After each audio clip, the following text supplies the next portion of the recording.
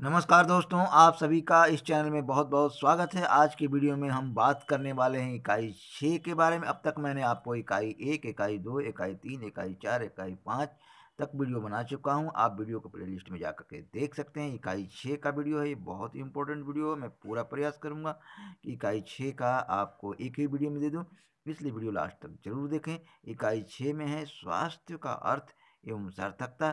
इसमें हम आपसे बात करेंगे शारीरिक स्वास्थ्य के बारे में, संवेदनात्मक स्वास्थ्य के बारे में, मानसिक स्वास्थ्य के बारे में, सामाजिक स्वास्थ्य के बारे में और आध्यात्मिक स्वास्थ्य के बारे में। साथ ही साथ हम बात करेंगे स्वास्थ्य का महत्व क्या है व्यक्ति के लिए, परिवार के लिए, समाज के लिए, स्वास्थ्य और शिक्षा में क्या संबंध है। इन तमाम बिंदुओं पर मैं आपसे चर्चा करने वाला हूं, इसलिए वीडियो के लास्ट समय तक बने रहिए। और अभी तक आपने मेरे चैनल को सब्सक्राइब नहीं किया है तो सब्सक्राइब ज़रूर कर लीजिए, क्योंकि मैं आपको डीएलएड संबंधित सारी सूचनाएं और सारी वीडियो समय पर देता हूं। तो इसलिए अब हम आइए अध्ययन करते हैं शारीरिक स्वास्थ्य के बारे में। तो शारीरिक स्वास्थ्य का जहाँ तक से सवाल है, ये बिल्कुल हमारे लिए इम्पोर्टेंट है, क्यों हमें हर हाल में शरीर का स्वास्थ्य यानी ध्यान रखना चाहिए, क्योंकि शारीरिक स्वास्थ्य एक व्यक्ति के संपूर्ण जीवन को प्रभावित करता है। क्योंकि एक अच्छा और एक स्वस्थ व्यक्ति समाज के लिए अच्छा कार्य कर सकता है और अच्छा अपने कार्यों को निभा सकता है। इसलिए शारीरिक स्वास्थ्य के अभिष्ट जीवन का एक महत्वपूर्ण पहलू भी माना जाता है। यदि हमारे स्वास्थ्य के साथ कुछ गलत होता है या कुछ अन्य गतिविधियां होती हैं, तो समझ लीजिए कि हमारे स्वास्थ्य पर किसी न किसी रूप से प्रभाव पड़ता है। इसलिए हम अवश्य चाहते हैं कि हमारा शरीर पूरी तरह से स्वस्थ हो और हमारी जो गतिविधि हों वो सही तरीके से हों। शरीर को देखने के उदाहरण के रूप में बच्चों का सहायक होना चाहिए, जिन्हें अच्छी तरह के लिए उन्हें अच्छी तरह बनाए रखना चाहिए। इसलिए जो है स्वास्थ्य का इम्पोर्टेंट बच्चों को हमेशा बतलाना चाहिए। अब हम पढ़ेंगे संदेहात्मक स्वास्थ्य। देखिए संदेहात्मक स्वास्थ्य क्या है। देखिए जब स्वास्थ्य हमारी जो अभिष्ट स्थिति अनिवार्य है, इस संदर्भ में संवेदनात्मक स्वास्थ्य प्रत्येक व्यक्ति की उनकी संवेदनाओं को व्यक्त करने की योग्यता, उनकी सीखने की योग्यता तथा समाज के साथ सार्थक अंत क्रियाओं एवं संबंधों की योग्यता को शामिल करता है। देखिए अगर हम स्वस्थ हैं, हमारी जो संवेदना है, हमारे जो विचार हैं वो सही होते हैं और दूसरे व्यक्ति के साथ भी संबंध को सही तरह से सिखाने का काम करता है। तो बच्चों की जो सीखने की योग्यता है समाज के साथ सार्थक क्रिया करने में सहयोग देता है। साथ ही साथ यह जरूर है कि खुश लोग अधिक सफल रहते हैं, वे अपने कार्यों को अच्छी तरह से करते हैं। इसलिए एक बात का ध्यान देना जरूरी है, एक सफल संवेदनात्मक कार्यक्रम को बच्चों को उन्हें घबराहट या असुविधा अनुभव करने की अपेक्षा संवेदनाओं को आदर करना सीखने में सहायक होना चाहिए। देखिए बच्चे गुस्से होते हैं, क्रोधित होते हैं, कई बात को गलत सीखते हैं, तो उनको अपने संवेदनाओं पर किसी दूसरे के प्रति आदर करना सिखाना एक महत्वपूर्ण तथ्य है। बच्चों की संवेदनाओं को व्यवस्थित करना, सुरक्षित रखना, उनको अस्थायी बनाना बहुत ज़रूरी है और उन्हें यह भी बताना ज़रूरी है कि बच्चे दूसरे के साथ कितना संवेदनशील रहें, किस तरह से कार्य करें। अब हम तीसरा जो है मानसिक स्वास्थ्य। मानसिक स्वास्थ्य भी बहुत ज़रूरी है, क्योंकि मन से अगर आप स्वस्थ हैं तभी कोई काम अच्छी तरह से कर सकते हैं। अगर आप मन से स्वस्थ नहीं हैं, कोई भी काम, अच्छे काम को भी बिगाड़ सकते हैं। इसलिए मानसिक स्वास्थ्य बहुत ज़रूरी है, क्योंकि मानसिक स्वास्थ्य अगर अच्छा है तो आप अच्छा कार्य कर सकते हैं। अगर मानसिक स्वास्थ्य आपका ठीक नहीं है तो आप तनाव में रहते हैं और तनाव की वजह से आप कहीं भी लड़ सकते हैं, कहीं भी क्रोध कर सकते हैं। इसलिए मानसिक स्वास्थ्य आपका ठीक रहना एक सबसे उत्तम उपाय माना जाता है, क्योंकि यह कहा जाता है अगर आप मन से स्वस्थ हैं तो सारे काम आपके सही समय पर होंगे। देखिए, जो मन का तंदुरुस्ती है या मन का जो स्वस्थ रहना है वह कई बातों पर निर्भर करता है। आपकी जो सोच होनी चाहिए वह विवेचनात्मक सोच होना चाहिए। आपकी सोच तर्क पर आधारित होना चाहिए। आपकी सोच गलत नहीं होना चाहिए। आपकी जो सोच है वह समस्या के समाधान पर होना चाहिए। अगर समस्याओं को समाधान करना आप जानते हैं, समस्या कैसे समाधान होता है, इस चीज़ को आपने सीख लिया तो समझ लो कि आप मानसिक रूप से पूरी तरह से स्वस्थ हैं।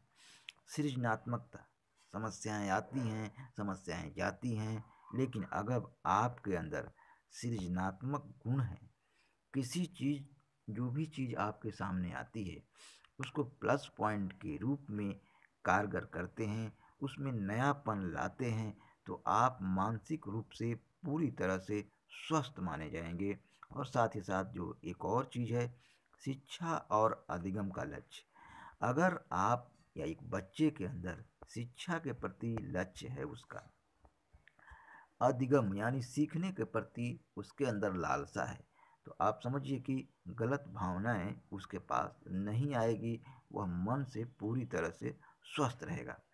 और साथ ही साथ परिवर्तन को अनुकूल बनाने की योग्यता।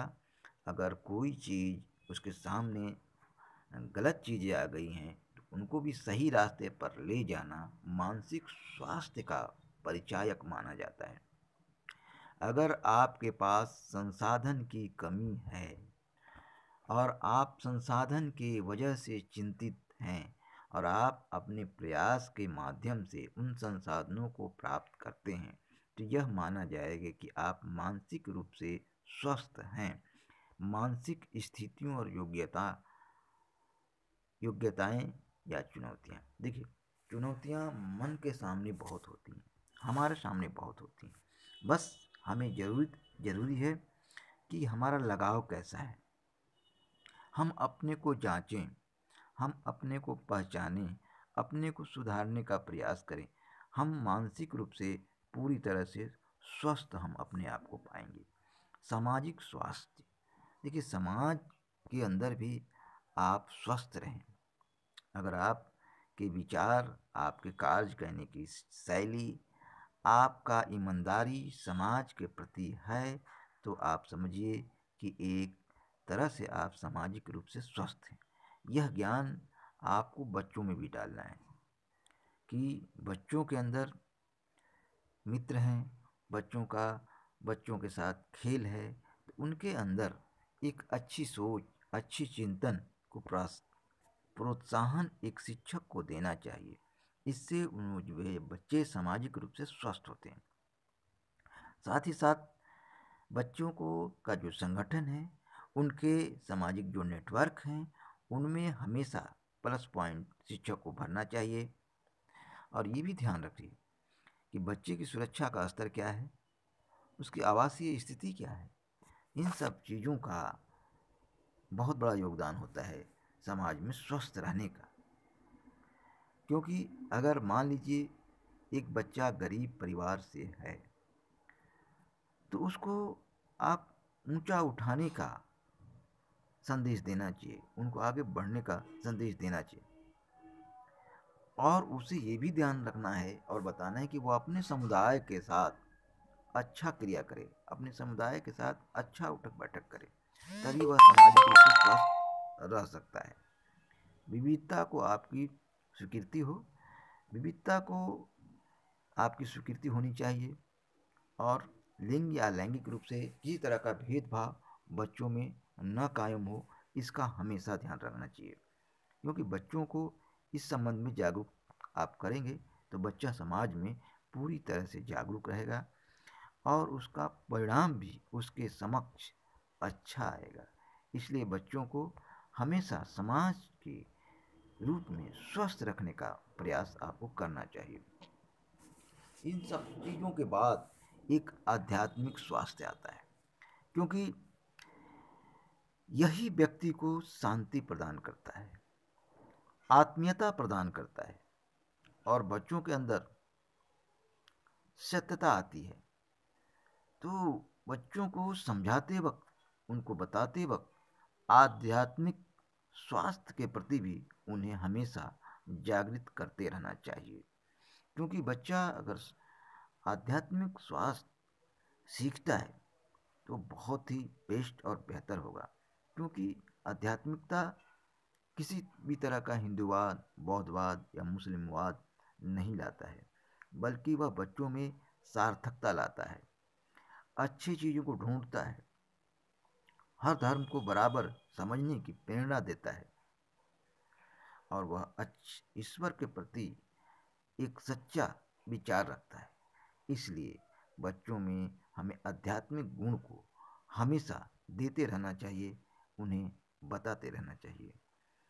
तो स्वास्थ्य का अभिप्राय यही है कि हमें हर तरह से स्वस्थ रहना चाहिए, और चाहे वह सामाजिक रूप से हो, सांस्कृतिक रूप से हो या फिर धार्मिक रूप से हो। तो इस तरह से हम स्वस्थ रहेंगे तो खुद भी बच्चों को स्वस्थ करने में काफ़ी योगदान हम प्रदान कर सकते हैं। देखिए, परिवार की जो स्वास्थ्य की बात है तो परिवार को भी हमें स्वस्थ रखना है, क्योंकि परिवार के ऊपर भी वातावरण का प्रभाव पड़ता है, परिवार के ऊपर भी आसपास की घटनाएं प्रभावित करती हैं। इसलिए हमेशा सकारात्मक दृष्टिकोण रख करके सामाजिकरण को बढ़ावा देना चाहिए, ताकि बच्चों के अंदर एक अच्छी संस्कृति का विकास हो और भावनात्मक पर्यावरण और भावनात्मक गुण का विकास हो। विघटनकारी तत्वों का उनके अंदर किसी भी हाल में विकास न हो, इस बात का हमें हमेशा ध्यान देना चाहिए। क्योंकि समाज स्वास्थ्य एवं शिक्षा के प्रति हमेशा जागरूक रहता है, क्योंकि शिक्षा एवं स्वास्थ्य के बीच संबंध को आकार देने वाली संभावनीय यांत्रिक के विस्तार के साथ स्वास्थ्य एवं शिक्षा के बीच संबंध जटिल है। इसको हमें समझना बहुत जरूरी है, क्योंकि स्वास्थ्य यानी खराब स्वास्थ्य निम्न विद्यालयी स्तरों का नेतृत्व करता है, जबकि बचपन में खराब स्वास्थ्य किशोरावस्था में खराब स्वास्थ्य संबंध है। तो कहने का हमारा अर्थ यही है कि हम विद्यालय में एक स्वस्थ परिवार और एक स्वास्थ्य विचार रखें, क्योंकि शिक्षितों का परिवार विद्यालय शिक्षा और स्वास्थ्य को भी सुधारती है। बढ़ी हुई शिक्षा का जो संबंध होता है सीधे स्वास्थ्य को सुधारने से होता है। इसलिए हमें स्वास्थ्य के प्रति हमेशा ध्यान रखना चाहिए, क्योंकि स्वास्थ्य किसी न किसी रूप में शिक्षा को प्रभावित करती है। जैसा कि आप जानते हैं, शिक्षा ग्रहण करने वाले जो बच्चे होते हैं वे काफ़ी प्रभावित होते हैं, क्योंकि स्वस्थ, तंदुरुस्त एवं स्वस्थ व्यवहार बच्चों में एक स्वस्थ विचार लाता है और बच्चों की निर्भरता एक अच्छे स्वास्थ्य की तरफ बढ़ती है। और जब अच्छे स्वास्थ्य की तरफ बढ़ती है तो उसका प्रभाव समुदाय पर पड़ता है और समुदाय भी एक अच्छे स्वास्थ्य के गुण को अपनाने के प्रति जागरूक बनता है। अब देखिए, तो शिक्षा पर भी स्वास्थ्य का प्रभाव बहुत ही प्रबल रूप से पाया जाता है। तो इस तरह से इस चैप्टर में आपने देखा कि स्वास्थ्य का प्रभाव बच्चों पर कैसे पड़ता है और बच्चे प्रभाव कैसे अच्छा बनाते हैं। तो इस वीडियो में इतना ही। वीडियो लाइक ज़रूर करें, पसंद आए तो कमेंट करके ज़रूर बताएं कि आपको यह वीडियो कैसा लगा। इस वीडियो में इतना ही।